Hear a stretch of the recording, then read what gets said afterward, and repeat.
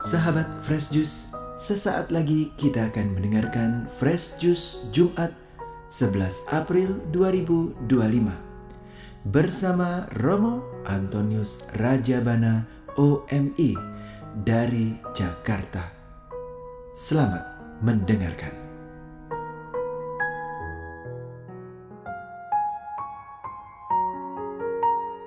Para sahabat Fresh Juice yang terkasih, hari ini Jumat, Pekan kelima Prapaskah, gereja mengajak kita untuk bisa menghayati iman bukan sekedar pengertian atau konsep, tetapi juga pengalaman, terutama tindakan, perbuatan-perbuatan. Bagaimana Injil bercerita tentang hal ini? Mari kita mendengarkan secara penuh. Inilah Injil suci menurut Yohanes. Dimuliakanlah Tuhan. Sekali peristiwa, orang-orang Yahudi mau melempari Yesus dengan batu. Tetapi kata Yesus kepada mereka, "Banyak pekerjaan baik yang berasal dari Bapa-Ku, kuperlihatkan kepadamu. Manakah di antaranya yang menyebabkan kamu mau melempari aku dengan batu?" Jawab orang-orang Yahudi itu, "Bukan karena suatu perbuatan baik maka kami mau melempari engkau, melainkan karena engkau menghujat Allah dan karena engkau menyamakan dirimu dengan Allah, meskipun engkau hanya seorang manusia." Kata Yesus kepada mereka, "Tidakkah ada tertulis dalam kitab Tauratmu, Aku telah berfirman, kamu adalah Allah." Padahal kitab suci tidak dapat dibatalkan.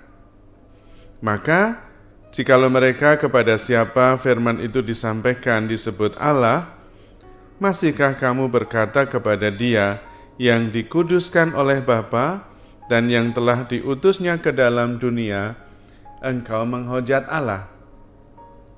Karena aku telah berkata, aku anak Allah. Jikalau aku melakukan pekerjaan-pekerjaan Bapa-Ku, janganlah kamu percaya kepadaku. Tetapi jikalau aku melakukannya dan kamu tidak mau percaya kepadaku, percayalah akan pekerjaan-pekerjaan itu, supaya kamu boleh mengetahui dan mengerti bahwa Bapa ada dalam aku dan aku di dalam Bapa. Sekali lagi mereka mencoba menangkap Yesus, tetapi ia luput dari tangan mereka. Kemudian Yesus pergi lagi ke seberang Yordan, ke tempat Yohanes dulu membaptis orang. Lalu ia tinggal di situ. Banyak orang datang kepadanya dan berkata, "Yohanes memang tidak membuat satu tanda pun, tetapi semua yang pernah dikatakan Yohanes tentang orang ini benar." Dan banyak orang di situ percaya kepadanya. Demikianlah sabda Tuhan. Terpujilah Kristus. Hari ini Injil mengajak kita untuk melihat pekerjaan-pekerjaan, perbuatan-perbuatan di samping pengajaran-pengajaran. Orang-orang Farisi, mereka melihat Yesus hanya sekedar dari pikiran mereka. Maka ketika Yesus mengatakan, "Aku adalah anak Allah," wah, ini menghujat. Siapa Yesus ini sampai menyebut dirinya anak Allah? Itu semua karena konsep. Memang menurut konsep tidak bisa orang mengatakan aku ini anak Allah, menyamakan diri dengan Allah. Itu menghujat. Tetapi kalau melihat pengalaman, apa yang dilakukan oleh Tuhan, menyembuhkan orang sakit, bahkan menghidupkan orang yang sudah mati, mengampuni dosa, itu semua tindakan, pekerjaan, perbuatan, bukan konsep.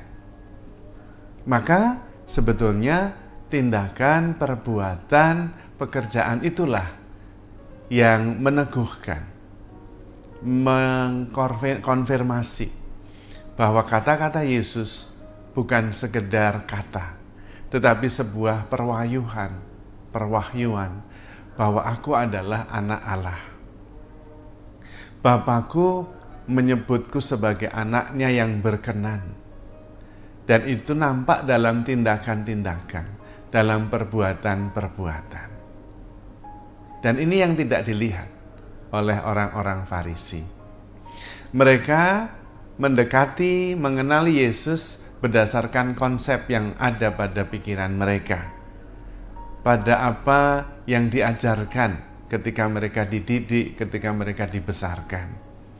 Dan berdasarkan perspektif itu, mereka tidak bertemu dengan Yesus sebagai pribadi secara langsung, tidak bisa melihat dengan jernih apa yang dilakukan oleh Tuhan Yesus.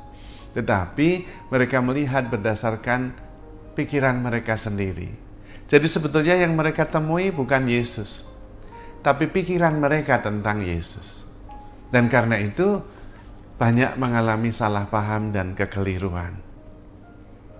Mereka hanya terbatas pada pikiran mereka sendiri yang terbatas.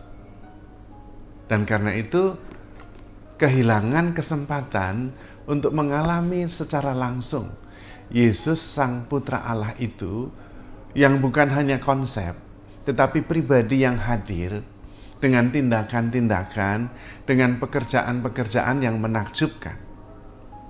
Menyembuhkan orang sakit, memberi makan ribuan orang, hidup digerakkan oleh belas kasih, bahkan menghidupkan orang mati, bahkan mengampuni dosa.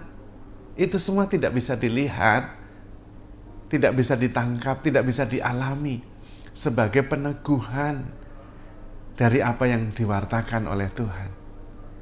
Karena mereka hanya melihat Yesus dari perspektif mereka, dari pikiran mereka. Mereka tidak bisa melepaskan cara pandang mereka terhadap Mesias sebagaimana diajarkan oleh komunitas, keluarga, dan masyarakatnya. Maka kehilangan momen luar biasa untuk mengalami Sang Mesias itu sendiri. Dan itu sering terjadi dengan kita. Kita menerima Tuhan hanya sekedar sebatas konsep, tidak mengalami langsung Tuhan yang hidup di dalam diri kita. Padahal dengan mencintai, dengan mengampuni, kita mengalami Tuhan sendiri yang hadir. Maka Tuhan mengajarkan kepada kita untuk memilih jalan cinta kasih. Kita digerakkan oleh belas kasih, melakukan tindakan-tindakan kasih, mengampuni bahkan tanpa batas, seperti Bapa sendiri. Kemudian memperlakukan saudara-saudari kita seperti Tuhan memperlakukan kita. Bahkan dengan berkorban, mengorbankan diri untuk sesama kita. Itu adalah sebuah pengalaman. Sehingga iman dihayati bukan sebatas pikiran, tetapi nyata dalam tindakan-tindakan kita. Dan karena itu kita bertemu dengan orang, bukan dengan konsep tentang orang itu. Kita diminta untuk berpindah dari sekedar berpikir ke mengalami. Dan disitulah terjadi perubahan. Dalam setiap pengalaman, kita mengalami perjumpaan dengan misteri Tuhan sendiri. Ketika kita menghadapi seseorang, mengalaminya, kita mengalami orang itu bukan hanya ekspresi jasmaninya, tetapi juga jiwanya, rohnya yang selalu bersama dengan yang ilahi. Dan di situ ada perjumpaan antar misteri, mengalami setiap kehadiran sebagai representasi Tuhan sendiri.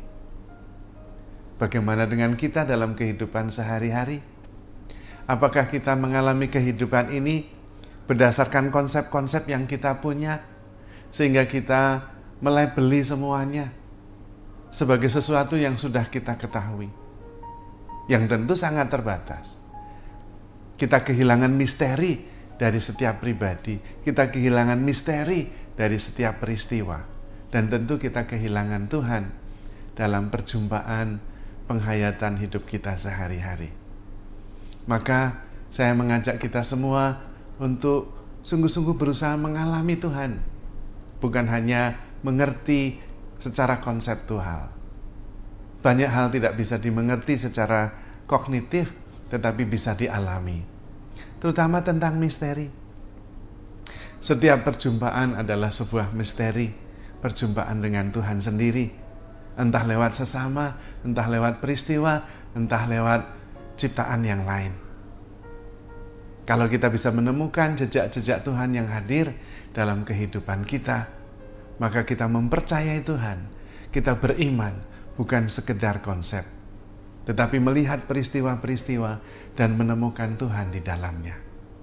Dan disitulah terjadi perjumpaan antar pribadi yang ilahi dengan yang manusiawi. Kita menemukan Tuhan sendiri dalam setiap pribadi, dalam setiap ciptaan, dalam setiap peristiwa.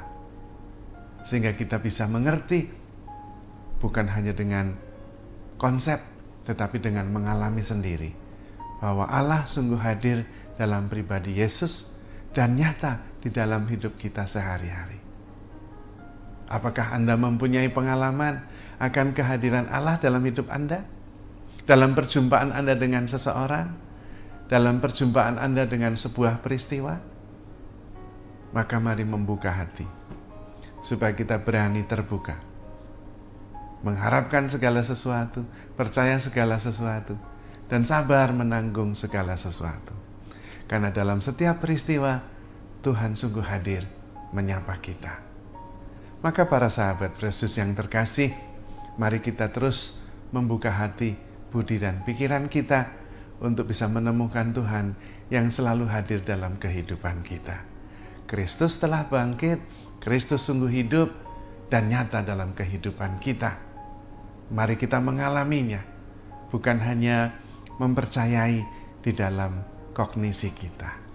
Saya akan berdoa untuk Anda, semoga Anda sungguh-sungguh diberkati dengan keterbukaan dan kepekaan hati untuk menemukan Tuhan yang hidup dalam kehidupan Anda, sehingga Anda mempercayai Tuhan bukan berdasarkan pengertian, tetapi pengalaman. Mengalami sendiri Allah yang hadir dalam kehidupan kita. Allah Bapa Maha Baik, semoga Engkau menganugerahkan kepekaan iman, ketajaman budi dan hati, sehingga kami selalu bisa melihat kehadiran-Mu yang nyata menyertai seluruh perjalanan hidup kami, sehingga kami dapat hidup menjalaninya selalu bersama-Mu, menerima berkat berlimpah karena kehadiran-Mu. Semoga Engkau hadir dan kami dapat menjumpai Engkau yang selalu ada, hadir dan memberkati kami. Dalam nama Bapa dan Putra dan Roh Kudus. Amin. Sahabat Fresh Juice, kita baru saja mendengarkan Fresh Juice Jumat 11 April 2025. Saya Yofi Setiawan beserta segenap tim Fresh Juice mengucapkan terima kasih kepada Romo Antonius Rajabana untuk renungannya pada hari ini. Sampai berjumpa kembali dalam Fresh Juice edisi selanjutnya. Tetap semangat, jaga kesehatan, dan salam Fresh Juice.